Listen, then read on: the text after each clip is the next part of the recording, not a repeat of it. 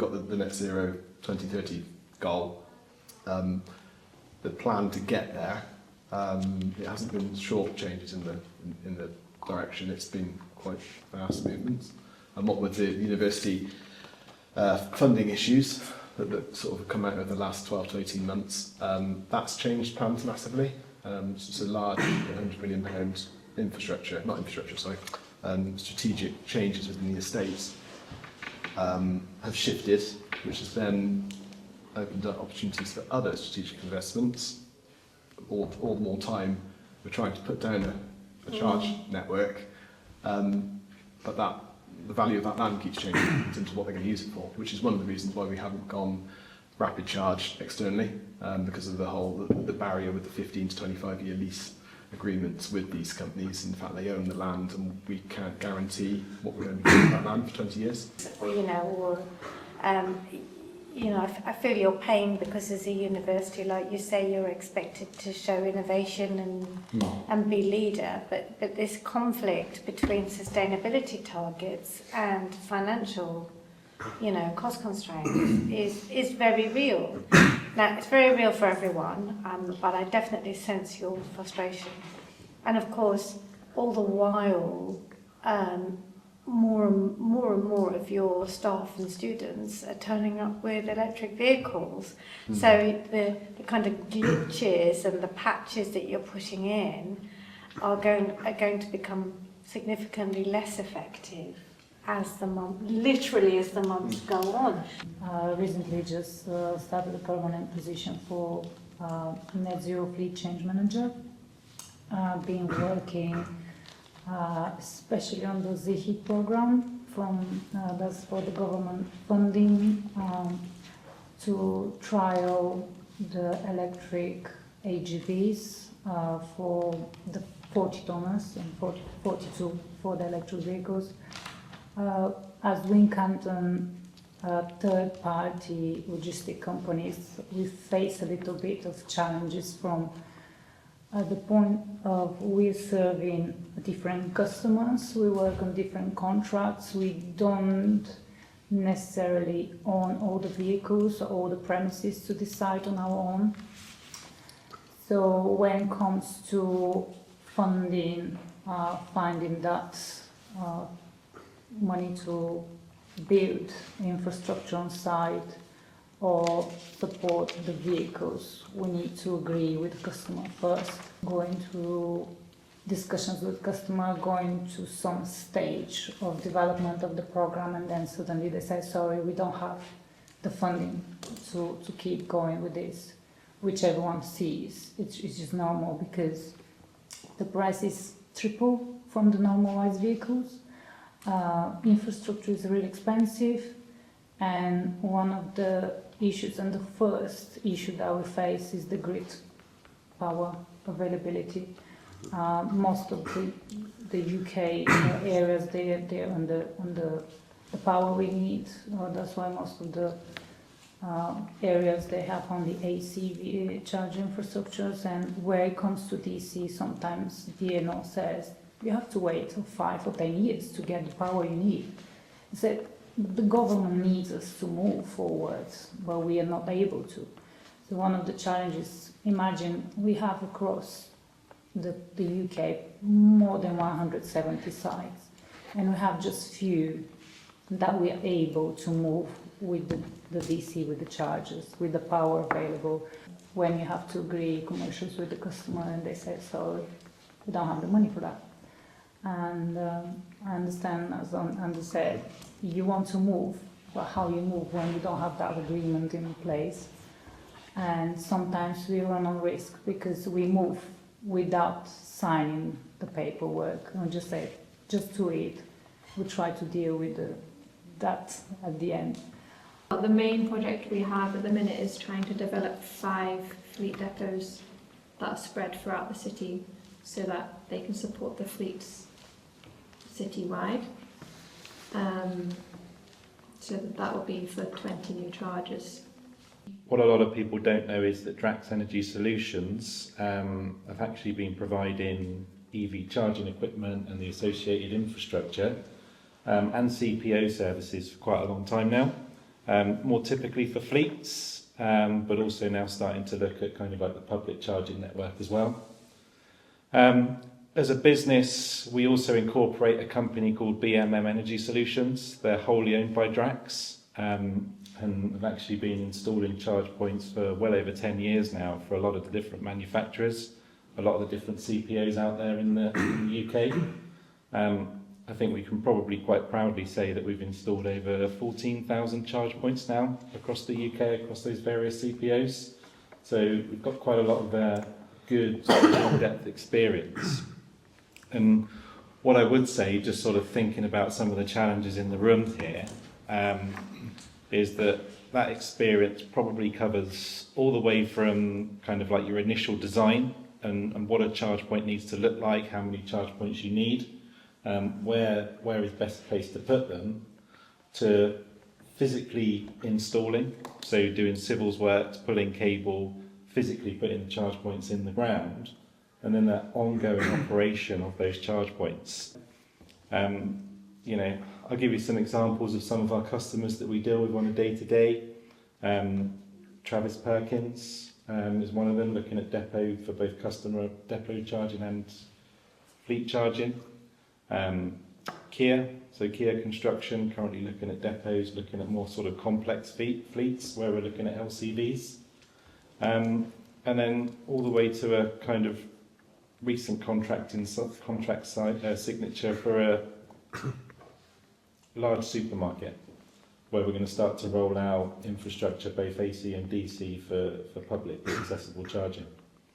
So we've got a lot of experience. We've got a lot of engineering resource. I guess the other thing I will say is that we do generally do it all in-house. And where we can't, we can look to support.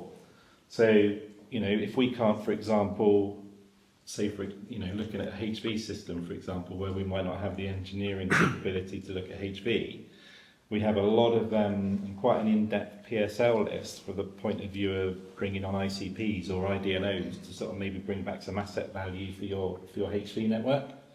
So we can look at trying cost down on these kind of big, large capex projects. Back then, there were 15 charge points, free to use to staff or students. One of the issues was bay hogging, so we started to expand the network, and we brought in back office management onto it with the intention of going to charge for charge. That isn't in place, so it's still free to charge at UE. That's costing us quite a large amount of money over an annual period. What I have noticed over the last 3 years is that there's been a noticeable increase in the number of students that have electric vehicles, and because UE offers services that are unique in the region, some of these students come from quite far, so it's quite important for them to be able to charge on campus. Otherwise they're doing, so they're on a day release, some of their course timetables run 9 AM through till 7 or 8 PM, so they're coming from places like Plymouth to then add charge on the return journey to that, sort of impacts them quite a bit. Organisation is quite good. We still get bay hogging, which is a problem. There's plans to try and change that, but then we get lecturers. The running argument would be they only get 45 minutes to move their vehicle. Lecturers are obviously, it's difficult for them to plan when they're going to be. So then with the size of the French A campus, it can be a 10 or 15 minute from the lecturing position to the car, and then they've got to try and find a car parking space. And car parking spaces are rare on French A anyway. So there's those other elements that sort of play in. I think from a back office point of view, specifically trying to tackle bay hogging, I think that can be quite interesting. There's probably several ways that you could have a look at trying to remove the issue, as it were. Initially, a back office is going to report back to you guys about what that charge is physically doing. So, is it physically charging? Is it available, or is it plugged in but not charging? So essentially, you've got a situation where you've got an overstay happening, and I guess you've got options there.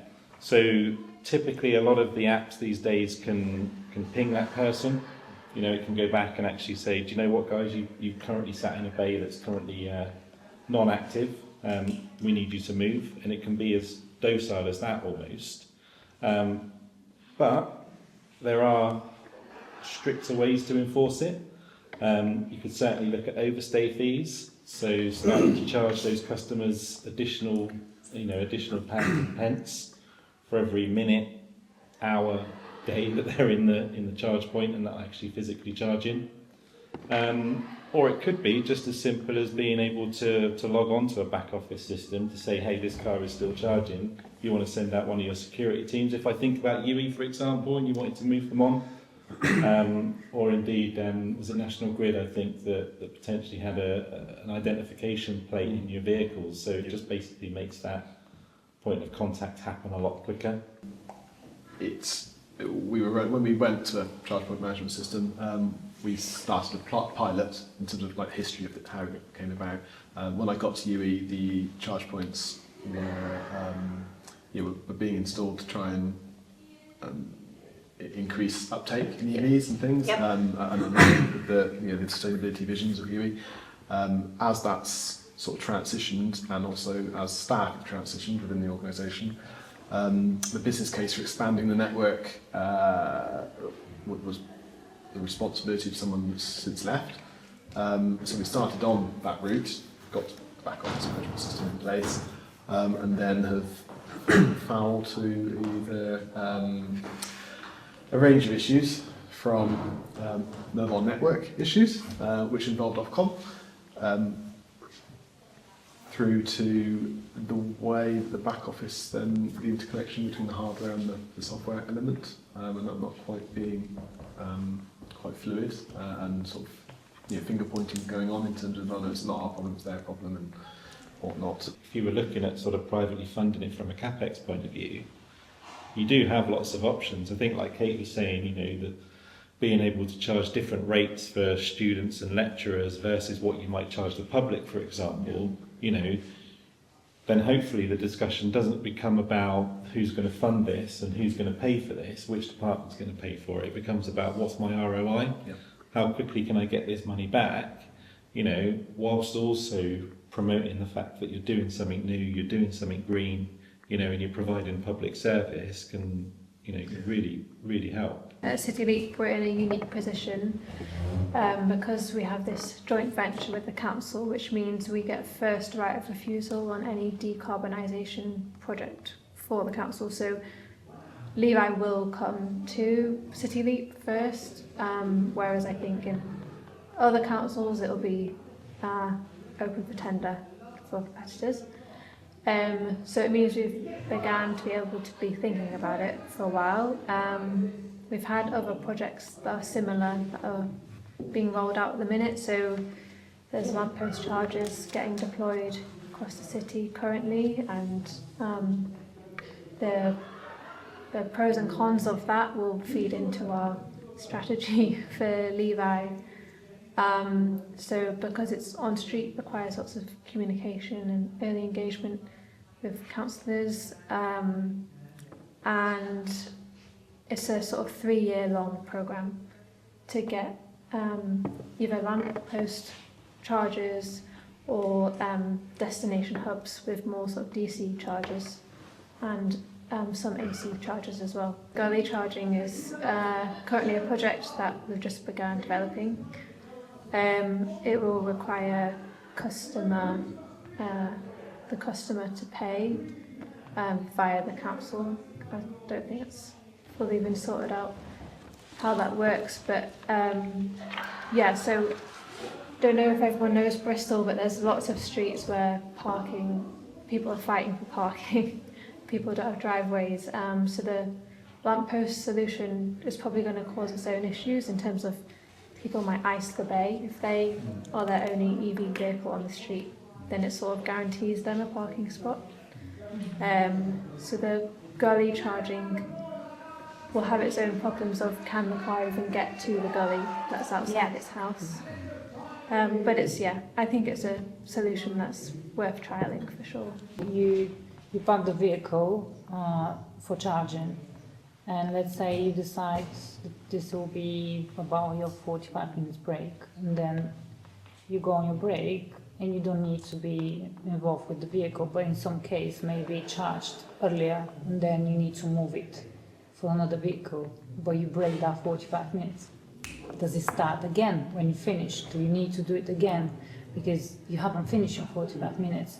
Or you wait till your 45 minutes break finish and then you go and move the vehicle. But in this case you might be having a penalty for overstay because you didn't move your vehicle. So it's a lot of conversation here, and this is if you have the need of just a quick charge. But if your long journey is long enough that you need to have full charge of 2 hours, for example, how do you count that? Is it using your break, time for break and additional working hours that will be accounted for your pay rate, or you're going to extend your normal 10-hour shift? How are you going to mitigate that? It's a lot of conversation around this, and we haven't heard anything from the government or any changes in the past 1 year. We've discussed that. Even I've been on Lorna's, some of the speeches that we mentioned this few times, how the government will start to look at these breaks and time for charging, because it has to be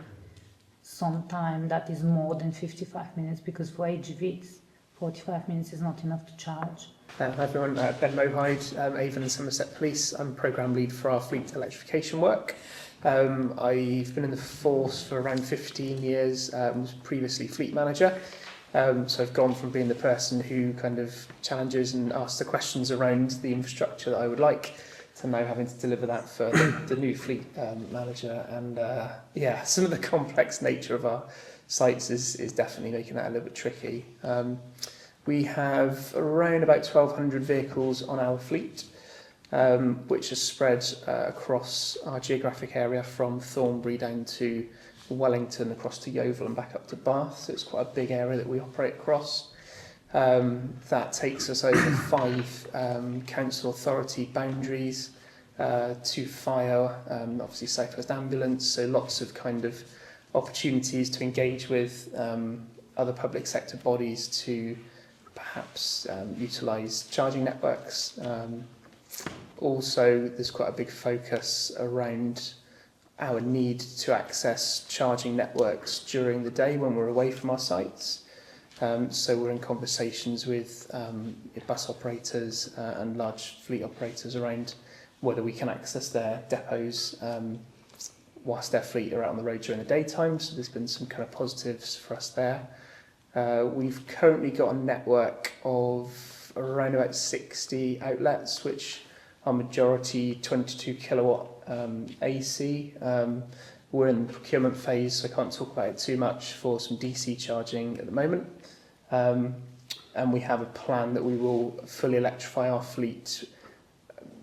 Probably it will take over 10 years because of the nature of funding, so we won't replace anything early. We have some lead times on some of the site upgrades in terms of D&O supply, but we think probably 10 to 15 years we could be fully electric, but certainly we've got our eye on achieving that far before 2050, which is the date to which we will be obviously held accountable. Yeah, it's interesting because we're all quite connected in terms of policing, certainly in the fleet world, and I'm still connected to that world. And you're right, there's been some hesitation, and it's complex. You know, we have mandation around what we need to carry in some of our vehicles in terms of the number of cones and signs. If you get into things like specialist firearms, obviously we have, you know, weapons, method of entry equipment, and lots of other kit that I can't really talk about, but that brings complexity in terms of weight to the vehicles, and as we know, EVs typically have lower payloads. So some of those vehicles we're not electrifying yet because actually the models aren't really out there to enable that for us. But we run electric vehicles in cell vans, in beat cars, which typically are your kind of sort of Corsa-sized vehicle that you see in your local communities. We've got them as forensics vehicles, and we've done a bit of a pilot around response cars. So we're hoping next year to get into more response cars when we've got our DC network.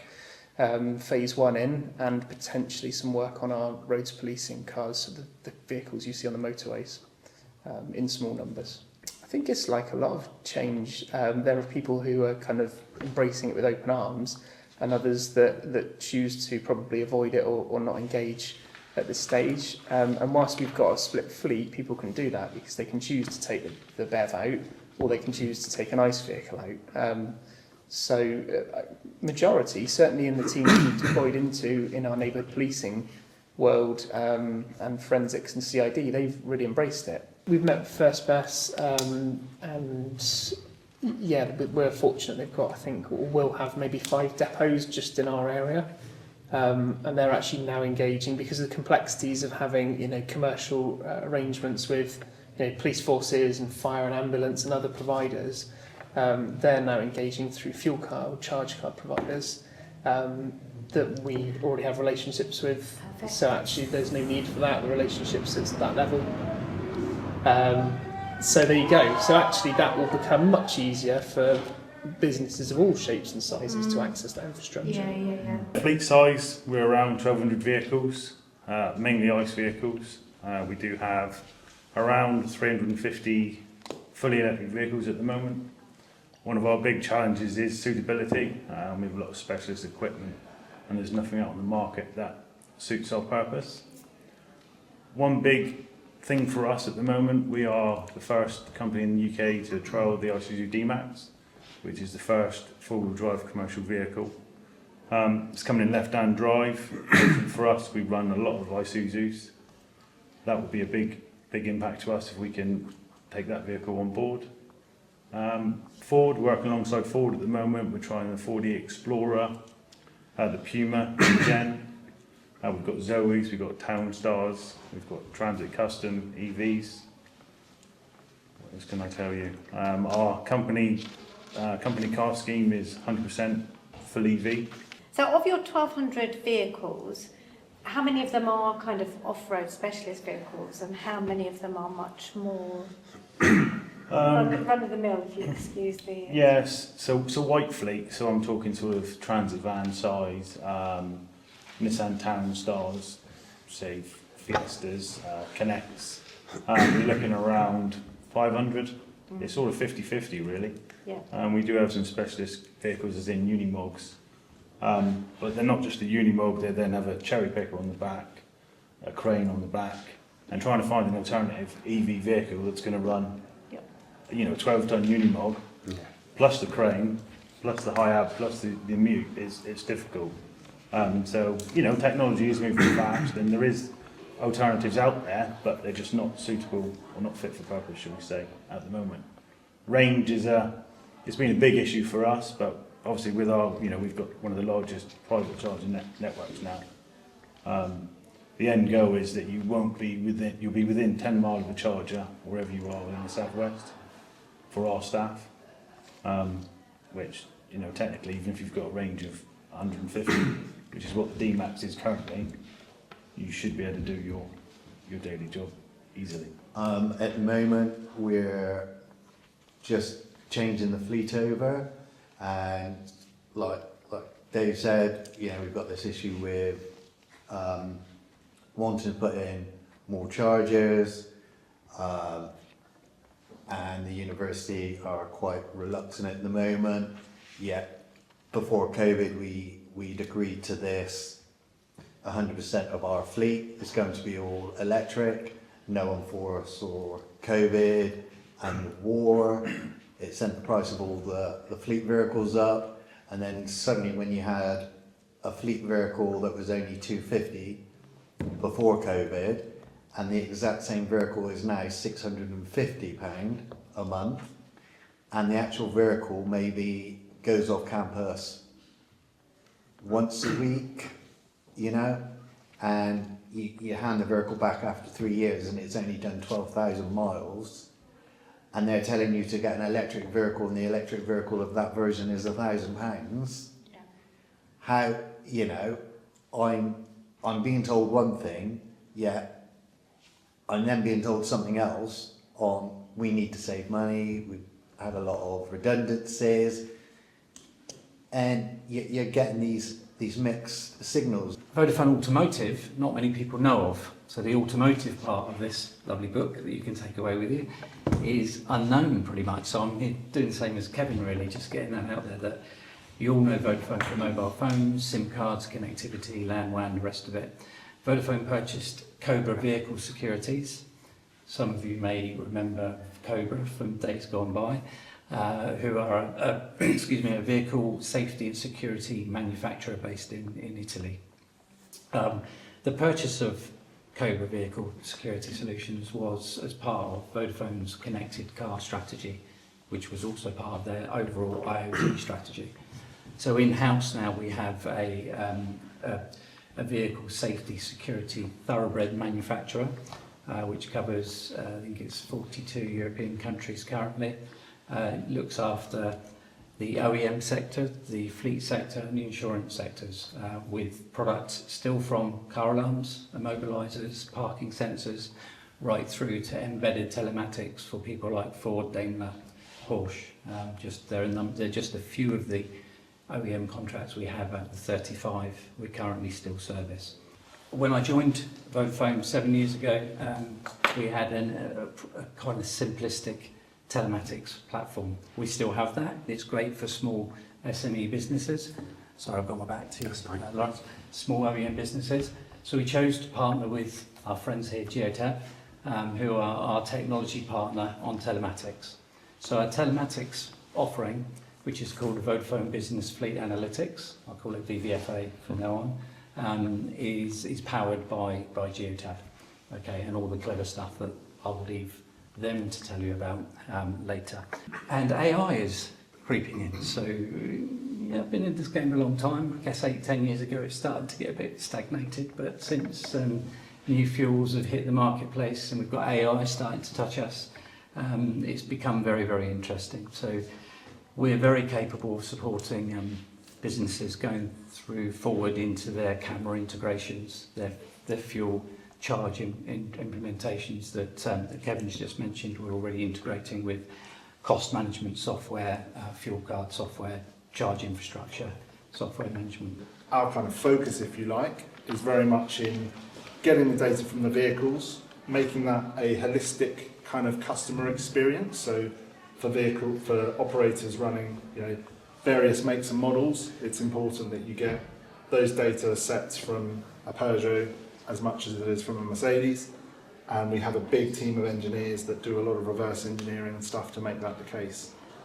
And then I suppose in line with the kind of electrification, decarbonisation and sustainability piece, some of the features that you as a consumer, if you will, of Geotab would enjoy are things like battery degradation. So we're able to kind of monitor the way in which a battery within any given vehicle degrades over time. So from solving a simple problem that a fleet operator may face on any given day, all the way through to kind of analysing how you would then purchase vehicles based on that information. What's the lifespan of a vehicle, how that impacts the leasing costs, and of course warranty as well. So really kind of trying to empower the end users of these vehicles with rich and insightful data. One of the reasons there is, and I remember seeing the guy's face light up when we introduced him to a feature that we call EVSA, which pretty much tells you what vehicles you can transition to EV, and it will give you a cost savings across the board from service and maintenance point of view, procurement point of view, and a fuel and cost of running point of view. But it was when I said to them it will also help you with the board to tell them why you can't transition the other 30%. His face lit up, because that's the challenge of many businesses, right? And that's the targets of going EV or going fully electric by 2025, 2026, whatever it was. This one was 2025, but they actually achieved 90% of it by the end of 22. But I think the biggest thing is to ensure that your telematics provider now is offering a proactive approach to a roadmap. I've spoke to someone this morning. The unions will not allow cameras at the minute, and we come up against that all the time. However, we can integrate various different camera packages straight into our same software, so it's single sign-on for your telematics and your camera data all in one place. Okay, that won't work for some customers now because they can't get cameras through. But trust me, it's coming and it will be there within a few years. So it's important to make sure that your provider is able to support things like that within 18 months, 2 years, because that's coming down the line. I think they see it as an invasion of privacy, basically. Yeah. And we were talking earlier, we have Lightfoot installed at the moment. And when it was installed, it was, oh, it's a tracker. They want to track where we are. And technically, it is a tracker. It does monitor where they are. But to get that information, we have to go through the unions. We have to go through the directors. And the only time we pull that data is if there's a serious incident and we needed to know where they were, what they were doing. But it wasn't as easy as just pulling that data and saying they're in McDonald's when they should be X, Y, Z. And that's how we got it through the unions. So the camera scenario is just a complete, for me, it's a no-brainer. We've got it on our lorries, 360 external, but legally we have to have that for the new HGVs. Yeah. So the unions can't touch that. But the actual cameras in the cabs and on the vehicles themselves, and it's invasion of privacy. And I think with the unions as well, one of the challenges, it's like it becomes it's this today, but what's it going to be in 6 months' time? You're asking for us to get on board with this, but then that opens future changes as well. But that's just the nature of a progressive business, right? And I think AI has a big role to play in that as well, because, to your point, a camera in the cab, streaming constantly, what's to say you're not seeing me do my biological break or whatever it may be. But now with event-based monitoring, you're actually only capturing the stuff that's of significant interest. So, you let the AI do the heavy lifting, and in the event of a collision, you get the 30 seconds before, the 30 seconds after, and everything else is disregarded. So it's not so much that, like somebody putting CCTV in place, it's more just the event-based stuff that flags and therefore is shown to the audience. 10, 11. And to be honest, just in the 3 years we've been rolling this fleet out, we've seen a massive change in the AI behind the AI. So that what Irene's just said is looking at so many different factors now to say, Gary is drowsy. It's not just eyes, it's other things. And that's improved just over the past year, really. So it's not just about, there's a fault occurring now. Our product now is clever enough to kind of go, if this happens on a BMW 1 Series and then this happens in 2 months of that happening and then this happens a week later, you're likely to get this failure. It's that smart now. So you get a green, kind of a green, an amber and a red, take it off road if you haven't done it already type thing. So you can manage it and you get the codes to be able to fix it. Is there anyone out there who is working closely with the fleet and the telematics provider to say, these are the assumptions we have about the resale value of your vehicle? If through telematics you achieve better than this, you'll get some money back, or your next lease will be more favourable. Do you see what I mean? Are they using that data? There are companies that do it, and similarly with insurance, you do like a pay per usage type, where conventionally you'll pay an annual premium and you're covered under that. There's now companies that offer sort of a usage based, so you get kickbacks if you underuse it, and similarly incentives around that. So we've got a battery degradation tool which actually has got 25 years of data in it, believe it or not, so you can compare how the very early Nissan Leaf battery performed compared to the one in 95 and 2001 and 2025. But that tool is critical, I think, also for fleets going forward, because we're in an unknown area, right? We're at a bit of an unknown area on how residual value, which is why everybody's leasing EVs and not buying them, really, because it's an unknown.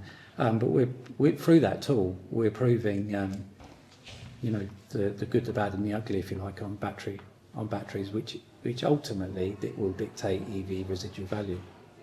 What are you kind of finding then? It depends on brand, it depends on model, it depends on year. It literally is like, I might get my year wrong here, but I think it was the 2023 BMW 1 Series was pretty poor compared to, say, the Teslas and the Mercedes, for instance. And it was just a year where they had a battery blip and their degradation was harder than it should have been. And that's something we're working on, which is which is I remember exploring this with some lease companies a few years ago, but it's like a passport, and I think it's more relevant now for EVs. Yeah. You know, it's more relevant for EVs now than it ever was for ICE vehicles. Yeah. Because, okay, Gary does smart charge, but you know what, it's only once a year or twice a year, whereas, I don't know, Arena smart charges every day. She's bad, and that battery's going to be, you know, degraded. So yeah, I think that kind of passport effect, which telematics is the enabler of, will come in the future. Everything can be. It's just, I think the ultimate goal is not to provide the data, the raw data. When you open the data and you think, oh, where shall I start? The ultimate goal is to provide the insights for a fleet manager to make a quick decision to save time and resources to manage their fleet on a daily basis. Yeah, and we have templates like baked into Power BI or Tableau or others, so you can literally spin up a report based on fuel metrics in Power BI about 3 clicks of a mouse. And similarly, if you're a CFO looking at it from a cost perspective, you can do the same. So there's all the templates already in there. Well, we've got two Nissan MV200s that we bought from new, and even those haven't even done, they're 15 plates, and I think they're just coming up to about 13,000 miles.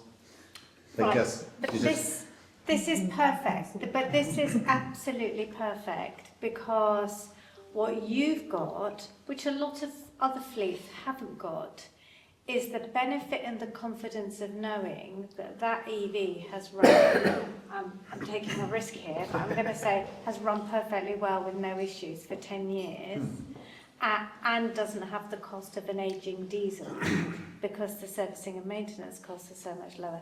So you've got that knowledge. You've got that knowledge that says, if I go to auction tomorrow and buy myself an 18-month-old electric van, the chances are I'll be able to keep it on my books without any problems for 10 years.